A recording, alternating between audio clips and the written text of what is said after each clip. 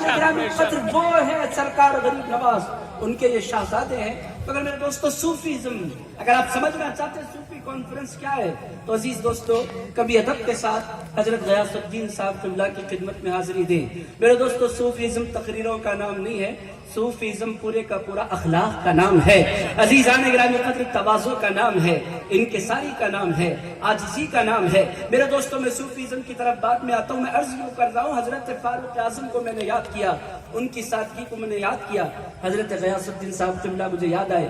میرے دائیں جانب جو شخصیت بیٹھی ہے عزیز دوستو ان کو کون نہیں جانتا، مدھیہ پردیش کیا پورا ہندوستان، ہندوستان کیا پورا پاکستان دیوانہ ہے حضرت غازی ملت کا، اور حضرت غازی ملت کے یہ شہزادے ہیں۔ اور میرے دوستو شہزادے ہونے کے باوجود جو تواضع ہونی چاہیے، عزیز دوستو خانقاہوں کو ایسی ہستیوں کی ضرورت ہے۔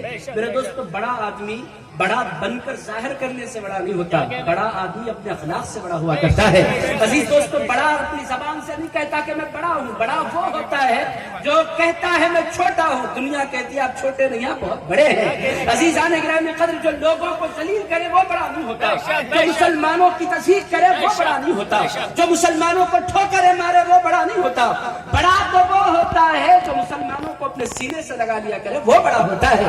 عزیزان گرامی قدر بڑکپن جو منحصر ہے وہ اخلاق پر، وہ عادات پر، وہ اطوار پر۔ بہرحال عزیزان گرامی قدر حضرت فاروق اعظم رضی اللہ تعالیٰ عنہ نکلے مدینہ پاک سے، ایک سواری تھی، دو ہستیاں تھیں، ایک فاروق اعظم ایک ان کے غلام، دونوں نے حضرت فاروق اعظم رضی اللہ تعالیٰ عنہ کے غلام نے کہا آپ سواری پر سوار ہو جائیں، میں نکیل تھامے آگے آگے چلوں گا۔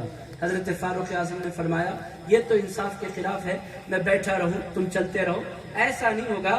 اصول یہ مقرر کرتے ہیں ایک منزل کے لیے میں بیٹھوں گا اور تم چلو گے، اور ایک منزل کے لیے تم بیٹھو گے میں چلوں گا۔ آپ نکیل تھام کر چلیں اور میں بیٹھا رہوں، ایسا نہیں ہو سکتا۔ حضرت فاروق اعظم نے فرمایا کیوں نہیں ہو سکتا، جب میں کہہ رہا ہوں تو یہ ہو سکتا ہے۔ میرے دوستوں میں آپ کی خدمت میں صوفیزم کی طرف میں آپ کو لا رہا ہوں، صوفی کانفرنس کی طرف۔ تھوڑا سا آپ کو صبر کرنا پڑ رہا ہے، آپ صبر کے ساتھ سنیں کچھ باتیں صبر کے ساتھ۔ دو قسم کی باتیں ہوتی ہیں، کچھ باتیں ہوش کی ہوتی ہیں، کچھ باتیں جوش کی ہوتی ہیں۔ عزیز دوستو میری باتیں ہوش کے ساتھ سن لیں، پھر جوش علامہ صمدانی میاں صاحب سے آپ سے بات فرمائیں گے۔ عزیز دوستو دونوں کی ضرورت ہے اس کائنات میں بیلنسنگ کے لیے، کچھ ایسی بھی ہستیاں چاہیے جو آسانی سے باتیں کر سکے۔ بہرحال میرے دوستو جوش آپ دیکھیں گے غازی ملیت کا میرے بعد۔ اب آپ میری باتیں سن لیں۔ حضرت فاروق اعظم رضی اللہ تعالیٰ عنہ چلے تو عالم کیا تھا، ایک منزل غلام، ایک منزل حضرت فاروق اعظم رضی اللہ تعالیٰ عنہ اونٹ پر سوار ہو کر تشریف لے جاتے ہیں۔ حضرت عمر بن عاص نے حضرت فاروق اعظم کے آنے کی ان کو اطلاع ملی تو انہوں نے کیا کیا، انہوں نے ایک نیا جوڑا بنایا۔ کس کے لیے؟ حضرت فاروق اعظم کے لیے رضی اللہ تعالیٰ عنہ۔ کیوں بنایا؟ اس واسطے کہ حضرت فاروق اعظم نے جو جوڑا پہن رکھا تھا، جو جبہ مبارک پہن رکھا تھا، اس میں 17 سے زائد پیوند لگے ہوئے تھے۔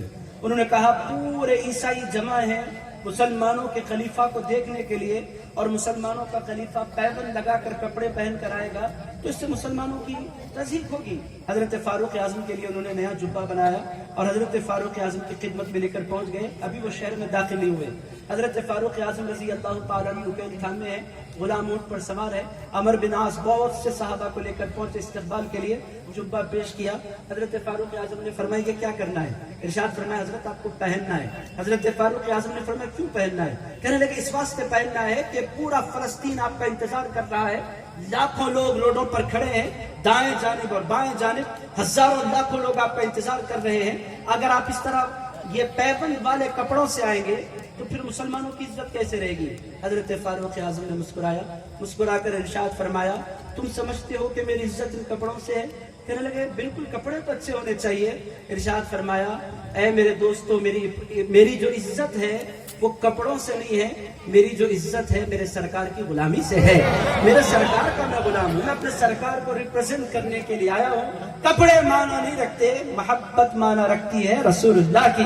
عزیز دوستو یہ دور تھے، صحابہ نے، تابعین نے، اتباع التابعین نے، میرے دوستو یہ بڑی محنتیں کی ہیں اس اسلام کی اشاعت کے لیے۔ اور میرے دوستو پھر اسی دوران رسول اللہ علیہ السلام کے نواسے اٹھے، میرے دوستو 72 لوگوں کے ساتھ کربلا کے میدان میں اترے اور کہا کہ یزید تو کہیں بھی بیٹھ سکتا ہے، میرے نانا کی کرسی پر نہیں بیٹھ سکتا، تجھے میں رسول اللہ کی کرسی پر بیٹھنے نہیں دوں گا، اس واسطے کہ یہ میرے سرکار کی کرسی ہے، اور سرکار اعلیٰ اخلاق کے مالک ہیں، اعلیٰ کردار کے مالک ہیں، میرے سرکار اخلاق کی انتہا پر ہے، اس اعلیٰ مقام پر تجھ جیسا ذلیل اور تجھ جیسا رسوائے زمانہ اور تجھ جیسا شرابی اور تجھ جیسا بدکار اور تجھ جیسا فاسق اور فاجر نہیں بیٹھ سکتا۔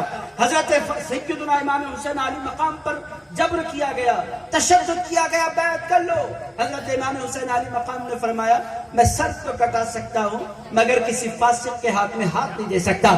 عزیزان گرامی قدر، کربلا کے میدان میں رسول اللہ کی آنکھ کو تڑپا تڑپا کر مارا گیا، یہ پوری دنیا جانتی ہے، مگر میرے دوستو جان دے کر امام حسین نے تحفظ کیا تھا اسلام کا، جان دے کر بچایا تھا حضرت امام حسین علی مقام نے اسلام کو۔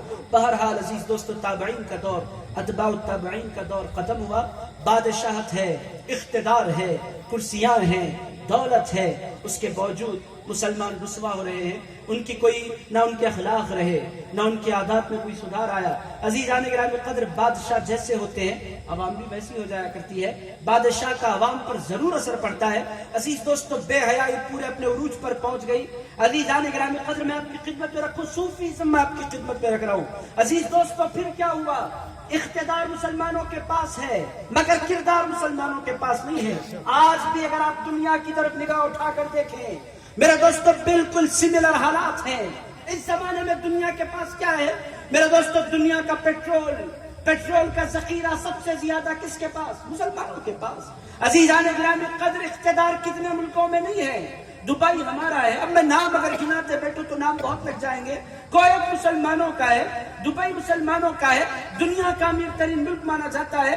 سعودی عرب پر مسلمانوں کا کنٹرول ہے، ادھر ایران ہے، ادھر ترکی ہے، افغانستان ہے۔ میرے دوستو، کتنے ملک مسلمانوں کے ہاتھ میں نہیں ہے؟ آپ لوگ حیرت سے سن رہے ہوں گے میرے دوستو، اس وقت مسلمانوں کا کنٹرول 56 ممالک پر ہے۔ 56 کنٹریز ایسے ہیں جہاں پر حکومت کرنے والے مسلمان ہیں، مگر میں آپ سے پوچھوں مسلمان تو ہے، اسلام کہاں ہے؟ عزیزان گرامی قدر، مسلمان تو ہے، اسلام کہیں نہیں ہے۔ اسلام کیسے ہوتا ہے؟ اسلام کرسیوں سے نہیں ہوتا، اسلام تو دل میں بسنے والے مصطفیٰ سے ہوا کرتا ہے۔ عزیزان گرامی قدر، اگر دل میں رسول اللہ نہ ہو، دل میں آل رسول نہ ہو، دل میں اہل بیت اطہار نہ ہو، میرے دوستو، مسلمان کہتے ہوئے بھی اسی طرح مسلمان ہے کہ جس طرح ایک پھول بنایا گیا ہے کاغذ کا، مگر اس کے اندر خوشبو نہیں، خوشبو کاغذ کے پھولوں میں نہیں آیا کرتی۔ آج بھی مسلمان تو ہیں مگر ان کے اندر خوشبو نہیں۔ خوشبو کے لیے کس جماعت نے کام کیا؟ میرے دوستو، جس جماعت نے کام کیا اس جماعت کو جماعت صوفیہ کہتے ہیں۔ عزیزان گرامی قدر، جس جماعت نے مقابلہ کیا بے حیائیوں کا، جس جماعت نے مقابلہ کیا بے دینی کا، جس جماعت نے مقابلہ کیا الحاد کا، جس جماعت نے مقابلہ کیا اٹھنے والے سارے فتنوں کا، میرے دوستو، اس پاکیزہ جماعت کو صوفیہ کرام کہتے ہیں۔ عزیزان گرامی قدر، صوفی کانفرنس میں آپ تشریف فرمائے ہیں، آپ کو پتا ہونا چاہیے یہ صوفیہ ہوتے کون ہیں۔ میرے دوستو، عبد الملک بن مروان نے اپنے وقت کے بہت بڑے ولی سے کہا، کعبے میں ملاقات ہوئی، کہا اے رسول اللہ کے شہزادے، آپ سے میری ملاقات ہو رہی ہے، آپ حضور کی اولاد میں ہیں، میں وقت کا بادشاہ ہوں، میں آپ کو تحفتاً کچھ دینا چاہتا ہوں۔ حضرت امام زین العابدین نے فرمایا، مجھے کعبے کے سامنے کھڑے ہو کر تم سے کچھ مانگنے کے لیے حیا آ رہی ہے، کعبہ میرے سامنے، میں تم سے کیا مانگوں؟ تو وہ بھی بہت ہوشیار تھا، اس نے کہا ان کے باہر نکلنے کا انتظار کرنا چاہیے۔ وہ جب باہر نکلے، یہ بھی دوڑتا ہوا پیچھے آ گیا، آ کر کہنے لگا اب تو کعبہ سامنے نہیں ہے، اب تو آپ اس سے مانگ سکتے ہیں۔ انہوں نے فرمایا میں تجھ سے کیا مانگوں، دین مانگوں یا دنیا؟ اس نے کہا دین تو آپ کے گھر کا ہے، میں آپ کو دین کہاں سے دوں گا؟ دنیا میرے پاس بہت ہے، میں بادشاہ ہوں، آپ کو دنیا دے سکتا ہوں۔ وہ مسکرا کر ارشاد فرمایا، دنیا تو ہم اللہ سے بھی نہیں مانگتے، تو تم سے کیا مانگیں گے؟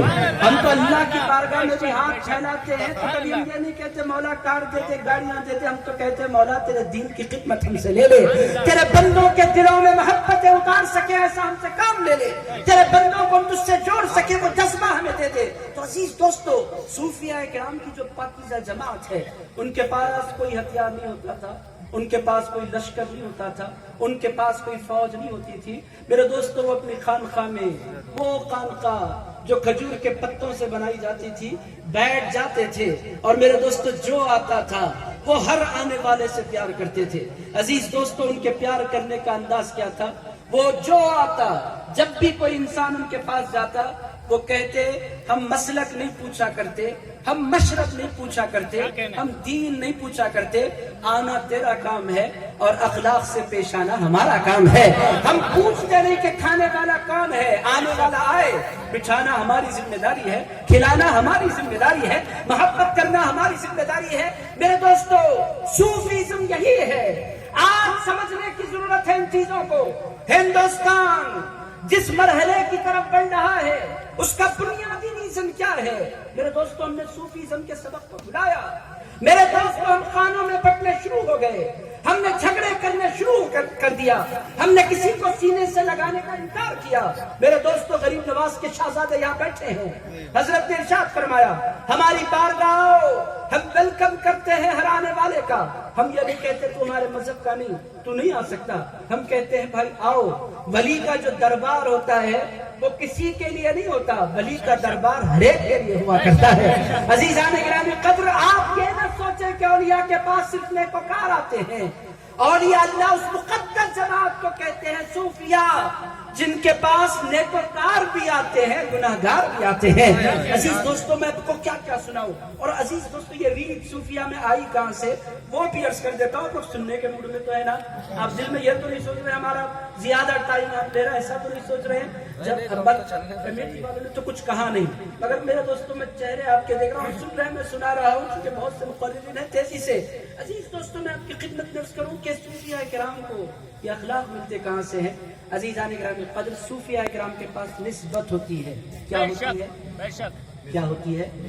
نسبت ہوتی ہے۔ کوئی بھی جب تک صاحب نسبت نہ ہو وہ پھر اپنے شخصیت میں کوئی کمال پیدا ہی نہیں کر سکتا۔ اور میرے دوستوں، نسبت کہاں سے ملتی ہے؟ میرے دوستوں، رسول اللہ کی جو نسبت عطا ہوتی ہے وہ ایک ہستی سے عطا ہوتی ہے، اس ہستی کو حیدر کرار کہتے ہیں۔ عزیزان گرامی قدر، یہ زبردستی نہیں ہے، یہ ایسا نہیں ہے کہ میں زبردستی کے کوئی بات بول رہا ہوں۔ میرے جتنے رضوی بھائی بیٹھے ہیں، اشرفی بھائی بیٹھے ہیں، چشتی بھائی بیٹھے ہیں، مداری بھائی بیٹھے ہیں، آپ تمام کے شجروں کو اٹھائیں، تمام کے شجروں کو اٹھائیں۔ میں قادری ہوں، گیلانی ہوں، آپ میرا شجرہ اٹھا کر دیکھیں۔ عزیزان گرامی قدر، نسباً جب شجرہ چلتا ہے اس کی انتہا کہاں ہوتی ہے؟ قادریوں کے شجرے کی انتہا علی کے در پر ہوا کرتی ہے۔ عزیز دوست، یہاں میرے بازو چشتی تشریف فرما، حضرت غیاث الدین چشتی، حضرت کا نسبی شجرہ اٹھائیں، آپ حضرت کا مشربی شجرہ اٹھائیں، اٹھا کر پڑھیں اس کو، آپ دیکھیں گے شجرہ چلتا ہے، چلتے چلتے خواجہ غریب نواز تک پہنچتا ہے، وہاں سے عثمان حاریمی سے ہوتے ہوئے وہ شجرہ امام حسین تک پہنچتا ہے، وہاں سے پھر وہ شجرہ بھی مولا علی کے دربار میں جا کر ختم ہو جاتا ہے۔ عزیز دوستو، آپ اگر الگ الگ کی باتیں کروں تو میں عرض کروں کہ صوفیاء کردار والے ہوتے ہیں، اور ان کے اندر یہ کردار کیسے پیدا ہوتا ہے؟ کردار پیدا ہوتا ہے تو علی کے پیالے کی برکتوں سے پیدا ہوتا ہے۔ عزیزان گرامی قدر، کردار پیدا ہوتا ہے تو سیدہ کائنات کی نگاہ کرم سے پیدا ہوتا ہے۔ میرے دوستوں، جس پر سیدہ کی نگاہ کرم نہ ہو وہ سب کچھ ہو سکتا ہے، صاحب کردار نہیں ہو سکتا۔ عزیزان گرامی قدر، جس پر بندے دل پاک کی نگاہ نہ ہو میرے دوستوں وہ سب کچھ ہو سکتا ہے، ولی نہیں ہو سکتا۔ ولی ہونے کے لیے اس گھر کی بھیک ضروری، اس گھر کی بھیک بہت ضروری، اس گھر کا فیض ضروری، اس گھر کی عطا ضروری۔ اور میرے دوستوں، یہ گھرانہ کیسا ہے؟ میرے دوستوں، صوفیزم کیا ہے؟ ان کا نام لے کر اپنے اخلاق کو درست کرنا، اسی کا نام صوفیزم ہے۔ ان کا پیالہ پینا اور پھر ان کے اخلاق کو اپنے سینے میں اتارنے کی کوشش کرنا، اسی کا نام صوفیزم ہے۔ میرے دوستوں، وہ اخلاق کیسے ہیں، وہ عادات کیسے ہیں، آپ ذرا دل لگا کر سنیں۔ پہلی مثال، 2-3-4 مثالیں بہت تیزی سے کرتا ہوں، پھر میں اپنی باتوں کو سمیٹتا ہوں۔ عزیز دوستو، میرے بھائیوں، ہمیں ان چیزوں کی طرف لوٹنے کی ضرورت ہے، ہمیں آنکھیں کھولنے کی ضرورت ہے۔ میرا بھارت، میرا ہندوستان تباہی کے دہانے پر پہنچ رہا ہے۔ میرے دوستو، وہ بھارت جس میں غریب نواز نے محبت کے پیغام سنائے، وہ بھارت آج نفرت کی انتہا پر پہنچنے کو لگا ہے۔ عزیزان گرامی قدر، جس بھارت کے تحفظ میں حضرت نظام الدین اولیاء محبوب الہی نے اپنے ہاتھ پھیلائے، التجائیں کی اپنے پروردگار کے بارگاہ میں. وہ بھارت تباہی کے دہانے پر پہنچ رہا ہے. آنکھیں کھولنے کی ضرورت ہے, تصوف کو سمجھنے کی ضرورت ہے, اپنے اخلاق کو, اپنے اقدار کو بدلنے کی ضرورت ہے, اپنے مزاجوں سے سختی کو نکالنے کی ضرورت ہے. عزیزان گرامی قدر, محبت کے جام پھر سے پلانے کی ضرورت ہے. میرے دوستوں, دو چار مثالیں بہت آسانی سے آپ کی خدمت میں عرض کرتا ہوں, پھر تیزی سے. اہل بیت اطہار, انہی کی نسبت کے نام کو فیض کہتے ہیں. جو بھی فیض بنتا ہے انہی کی خیرات پا کر بنتا ہے. میرے دوستوں, جو ان سے منہ موڑ لے وہ کچھ بھی بن سکتا ہے, با فیض نہیں بن سکتا, فیض دینے والا نہیں بن سکتا. عزیز دوستو, ہستیاں کیسی ہیں؟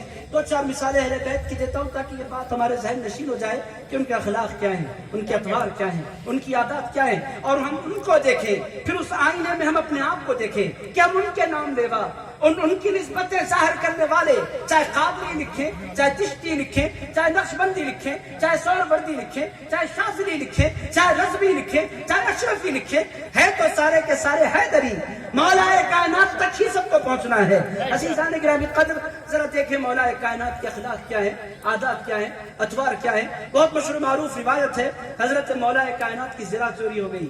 زرہ کس کو کہتے ہیں؟ جنگ میں اپنے آپ کے تحفظ کے لیے جو اوزار پہنے جاتے ہیں سینے پر, تیروں سے بچنے کے لیے, اس کو زرہ کہتے ہیں. حضرت مولا کائنات کی زرہ چوری ہو گئی. حضرت مولا کائنات نے دیکھا کہ ایک بندہ زرہ لے کر گزر رہا ہے بازار سے. حضرت مولا علی نے اس کو دیکھا, زرہ دیکھی تو پہچان لیا کہ میری ہے. اس کے پیچھے لگ گئے, آخرکار اس کو پکڑ لیا. چور آ گیا پکڑ میں, اس کا ہاتھ پکڑ کر سیدھے حضرت مولا کائنات کوفہ کے قاضی کے پاس لے گئے. وہ وقت کے خلیفہ ہیں, قاضی کے پاس لے گئے. لے جا کر کہا کہ چور ہے, اس نے میری زرہ چرائی ہے اور میں یہ چاہتا ہوں کہ اس سے واپس لے لوں. چاہوں تو چھین کر بھی لے سکتا ہوں, مگر عدل کا تقاضا یہ ہے کہ میں انصاف سے اپنا حق لوں. میں چھین کر حق لینا نہیں چاہتا. میں وہ جو راستہ ہے انصاف کا, اس راستے کو میں توڑنا نہیں چاہتا. میں انصاف کے ساتھ چلنا چاہتا ہوں. میں یہ قاضی سے مطالبہ کرتا ہوں کہ میری زرہ مجھے واپس دلائی جائے. تو قاضی جو بیٹھے تھے انہوں نے اٹھ کر کھڑے ہونے کا ارادہ کیا. حضرت مولا کائنات نے ارشاد فرمایا, اپنی جگہ پر بیٹھے رہو. میں خلیفہ بن کر نہیں آیا, میں مدعی بن کر آیا ہوں. میں دعویٰ لے کر آیا. میں خلیفہ لے کر اگر بن کر آتا تو میں چھین لیتا. میں خلیفہ بن کر نہیں آیا, میں اپنا حق لینے کے لیے آیا ہوں. مدعی بن کر تم بیٹھو اور انصاف کے ساتھ پورے مقدمے کو سماعت کرو, اور پھر جو نتیجہ نکلتا ہے بولو. تو حضرت مولا کائنات شیر خدا کے کہنے پر وہ بیٹھ گئے. پہلے مقدمہ کیا ہے؟ تو چور اس کو لایا گیا. چور سے پوچھا گیا, یہ زرہ تم نے لی ہے کہاں سے آئی ہے؟ اس چور نے کہا, یہ زرہ میں نے نہیں چرائی, یہ میری ہے. حضرت مولا کائنات نے کہا, یہ میری ہے. تو قاضی نے کہا, اگر یہ آپ کی ہے تو آپ کوئی گواہ لا کر دے دیں. آپ کے سامنے پاس کوئی گواہ ہوگا کہ جو کہہ سکے کہ یہ زرہ آپ کی ہے. حضرت مولا کائنات نے دو شخصیتوں کو پیش کیا. ایک حضرت امام حسن تھے, دوسرے حضرت مولا کائنات کے غلام تھے. دونوں کے دونوں کورٹ میں آئے اور مقدمے میں آئے. آ کر ان لوگوں نے کہا, یہ میرے حضرت مولا کائنات نے فرمایا, یہ میرے گواہ ہیں, آپ ان کو دیکھیں اور ان کو دیکھ کر فیصلہ فرمائیں. تو قاضی نے کہا, یہ تو آئے ہیں, ایک مرتبہ درود پاک کا نذرانہ پیش فرما لیں.